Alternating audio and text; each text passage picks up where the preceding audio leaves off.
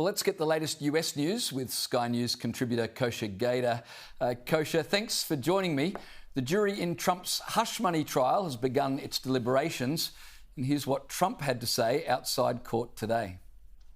Mother Teresa could not beat these charges. These charges are rigged. Mother Teresa couldn't beat these charges. Do you think Trump will beat these charges? The smart money, James, seems to be that he will not because of the soundness of the legal theory of the case. Lots of legal analysts and scholars have been really exposing the flaws in everything from the statutes that it's residing on, how they took a misdemeanor charge that has a 2-year statute of limitations and stitched it together in sort of this Frankenstein legal theory that you have to jump through so many hoops and connect so many dots to get to the outcome. So not because of the soundness of the case, but because of the fact that this case is going to fall down along political lines. We know Manhattan is a very heavily Democrat area. The judge is a Democrat. He and his daughter have both donated to Democrats. All this stuff is in the public domain. And, I've always said that the real thing that's on trial here is the justice system and the justice system of New York in particular, which I can tell you as a former New Yorker who's lived there for 16, 17 years, I know many people, including those who really hate Trump and never liked him, who are quite disgusted actually with how this whole thing has gone down. You mentioned New York being Democrat heartland. So are you saying the jury would be pretty biased in this case? Yes, so Manhattan, I think, went only 13% for Trump in the last last 2 elections, actually.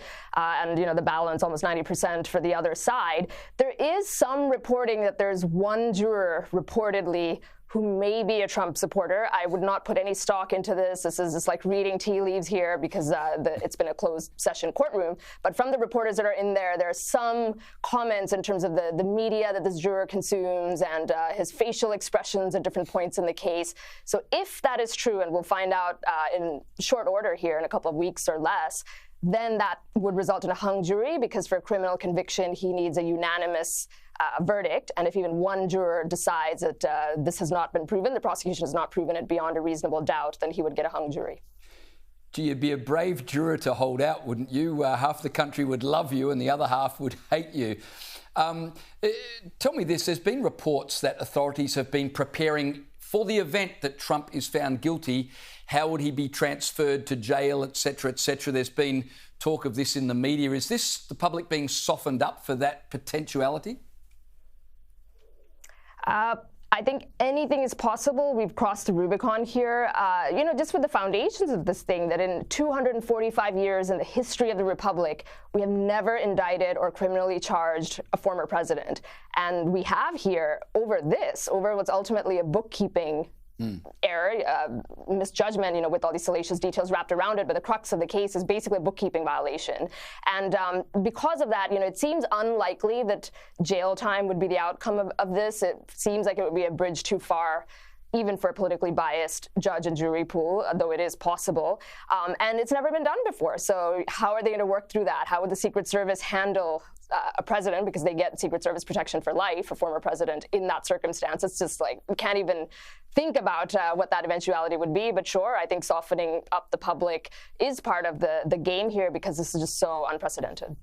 Kosha, you talk about a bridge too far. Watching American politics, I'm not convinced there is a bridge too far these days. Hey, one more question on Trump before we get to the president. A guilty verdict. What would that mean for Trump's presidential prospects? I mean, it might not hurt him. If the polls are any indication, we have to take polling with a huge grain of salt because they haven't exactly covered themselves in glory in recent years. He is winning in the court of public opinion around here. When this whole saga started, he was leading by about a point on average, and that's up 15, 16, 17 points even in battleground states at this point in time. We obviously have 6 more months to go. So it looks like the other side that either loves him their galvanizing and the turnout is going to be 2, 3, 4 points higher for the people who are already predisposed to support Trump. It also seems to be making a lot of people that are moderates, maybe a little bit center-right, never really liked Trump. There's lots and lots of those people. They also see this as a travesty of justice, and for that reason are supporting him. But there's this one swath of people who maybe are not in the weeds following this stuff like you and I do in the details, and they'll just react to this headline that he will be a convicted felon if this jury comes out and convicts him in the next week or two. And they just will never be able to pull the trigger in the voting booth for a convicted felon. And I think that's the calculus that the other side is making here. It's a high-stakes maneuver, and which side is going to be more potent come November is, I think, what is anybody's guess. Now, I know I'm asking you to speculate here because no one really knows, but what's the word on the street? How long are people expecting before a verdict is given in this?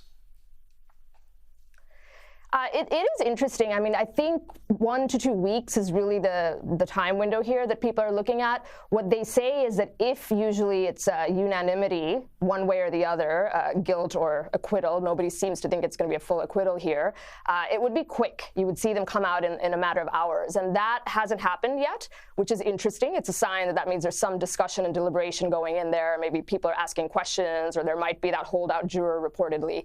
So the more time ticks on, it would suggest that that's actually helpful to Trump, potentially. But again, this is all speculation, and I think one way or the other, it should be a week or two that we'll know this, if not sooner. All right, well, let's check in with the purported leader of the free world, President Joe Biden. Here, he says the quiet part out loud. According to Biden, Vice President Kamala Harris was little more than a diversity hire.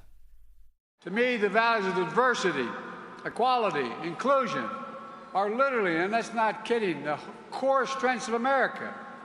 That's why I'm proud to have the most diverse administration in history. It taps into the full talents of our country.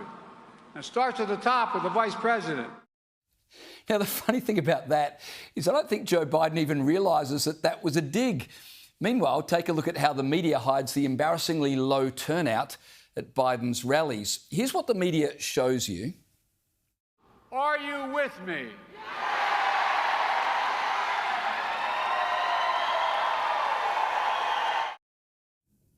And take a look at this photo, which exposes the hilarious reality.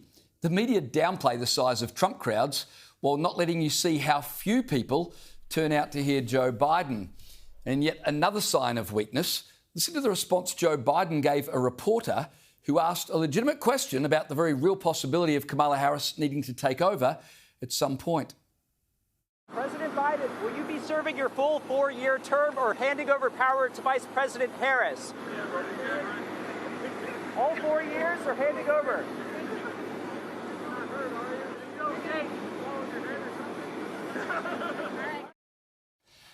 Well, little wonder Biden is terse. I mean, there's tiny crowds, terrible polls, Trump leading in most of the battleground states, and now pesky reporters questioning his mental faculties.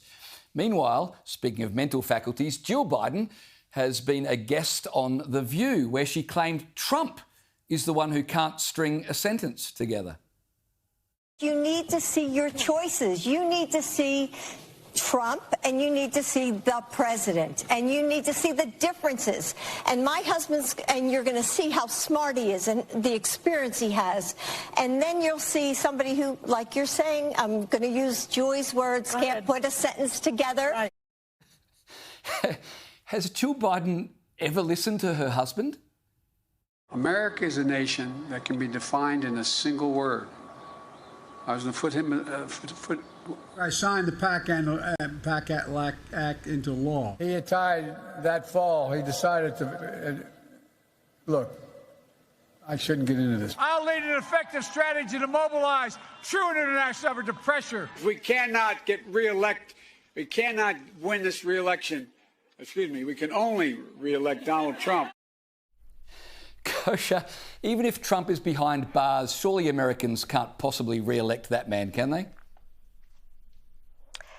Well, I've long said that we have moved past a system that is really about the candidate or even about said candidate's policy position, sadly, and I think the last election really demonstrated that. It is so much more about the machinery, the apparatus, the ground game. We don't have mandatory voting in the U.S., so much of these elections turn on whether you can get out people that have a little bit of an inclination to vote for a particular party, leaving aside the person. You get them out 2%, 3% percentage points more in those battleground states, and you've got an election. You're right that if we actually were voting based on the candidate, it wouldn't even make sense because Joe Biden got 81 million votes. That would be translating into larger crowd sizes and more organic support, and it's not. We can see that. So I think it really is a function of just the superior machinery that the Democrat Party runs compared to the Republican Party, and that might be why you see the result that you see if he does win.